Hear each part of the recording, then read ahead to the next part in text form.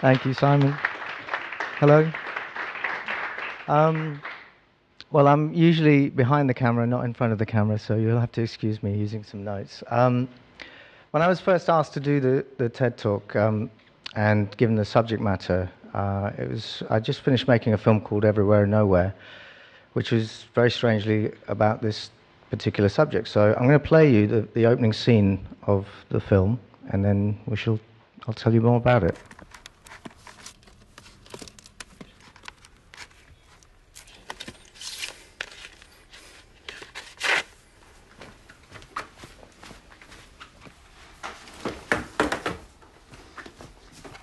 My name is Ashik Khan. My friends call me Ash. To them, I'm just another London boy, right? Well, apart from the fact that my parents were born in British-occupied India, and by the time they got married and my brother was born, it was a country called Pakistan. And when he turned 7, they packed their bags and got on a plane to Britain for a better life and settled in London. 10 years later, my sister arrived, followed by yours truly. Mum always tells Dad that we're all still Indians, but my passport tells me I'm British. And now that they've moved back to Lahore for their retirement, I'm trying to figure out where that leaves me.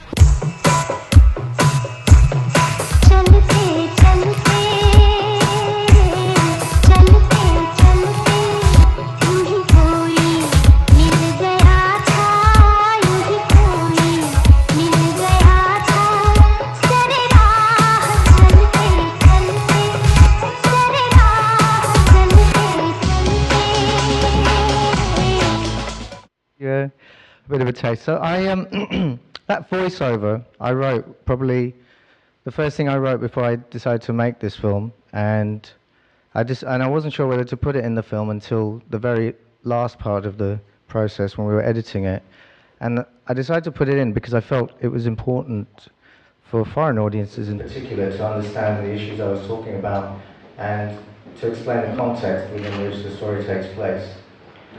Now, it's not quite autobiographical. If you're applying that to me, there'd be another stage of complication because my parents were born in British-occupied India, but by the time they were married, they were living in a country called East Pakistan, and then 4 years after I was born, it became Bangladesh.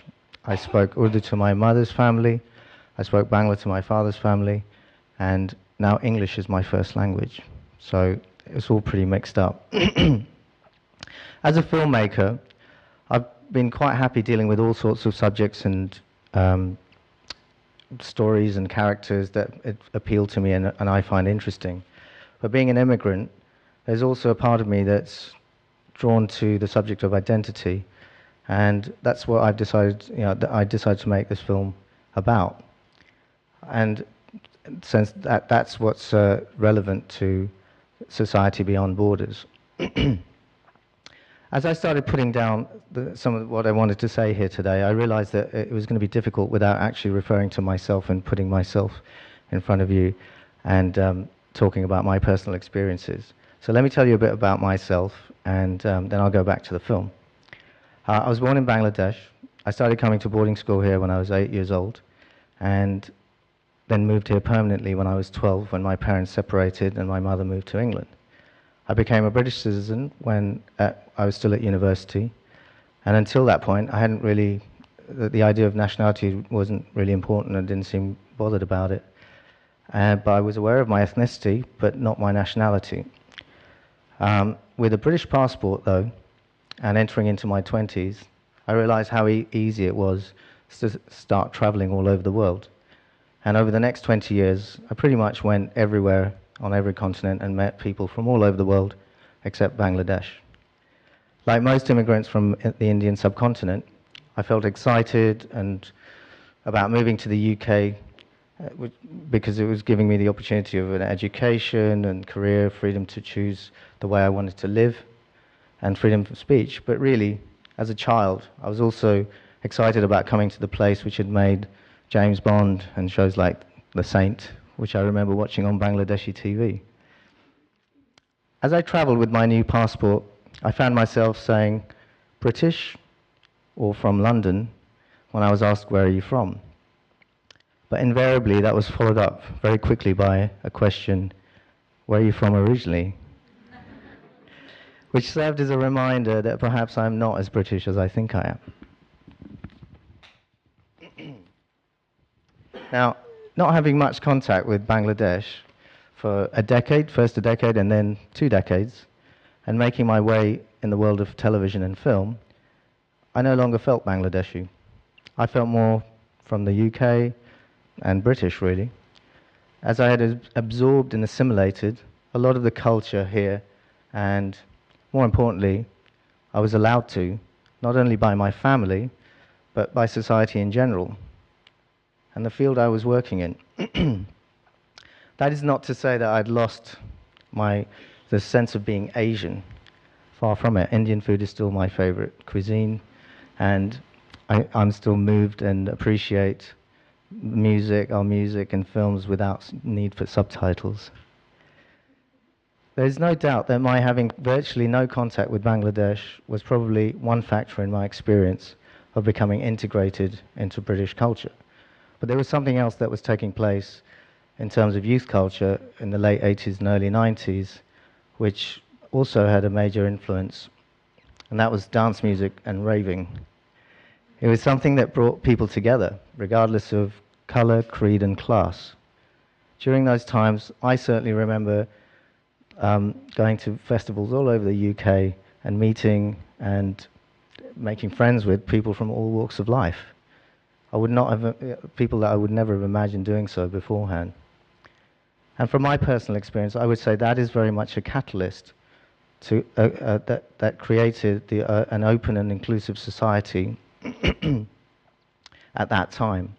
I'd go further to say that I am an example of someone who benefited directly from that, as I was able to make my way in a career that is incredibly difficult for anyone to break into, let alone an immigrant from Bangladesh.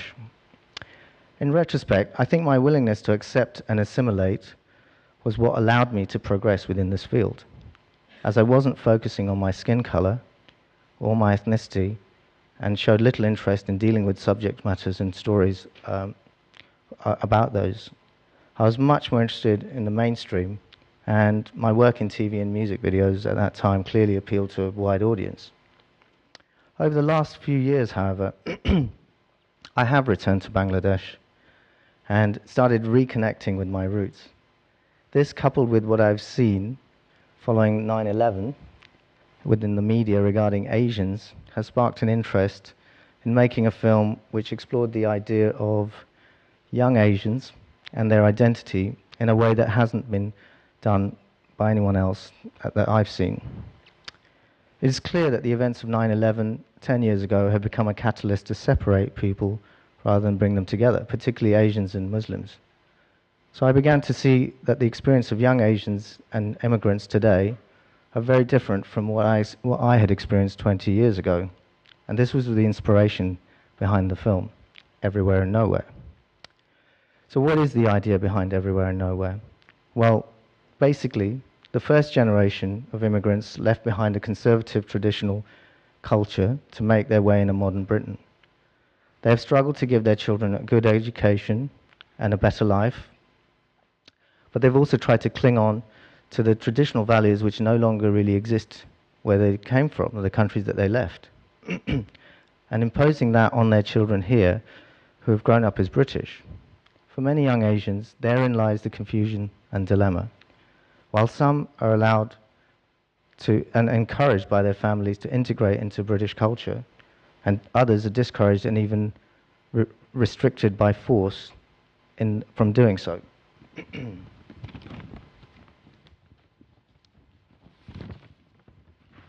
Beyond that, society itself may be welcoming, but there will always be reminders from various pockets within the society, and the media in particular, that they may not be part of British society as much as they would like to think.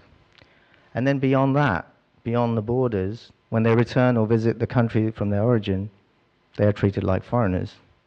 Hence we have a generation of people who are disorientated and feel that they are from everywhere and nowhere, and are made to feel that by the world around them, both by their own families and communities and society at large.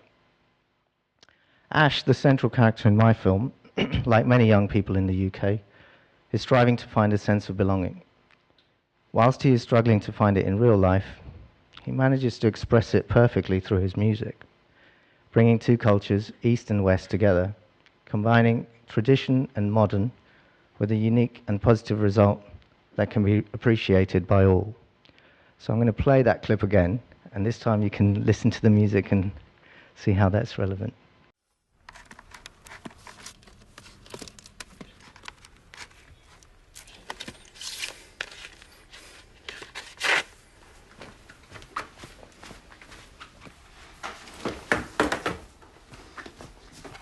My name is Ashik Khan. My friends call me Ash. To them, I'm just another London boy, right? Well, apart from the fact that my parents were born in British-occupied India, and by the time they got married and my brother was born, it was a country called Pakistan. And when he turned 7, they packed their bags and got on a plane to Britain for a better life and settled in London. 10 years later, my sister arrived, followed by yours truly. Mum always tells Dad that we're all still Indians, but my passport tells me I'm British. And now that they've moved back to Lahore for their retirement, I'm trying to figure out where that leaves me.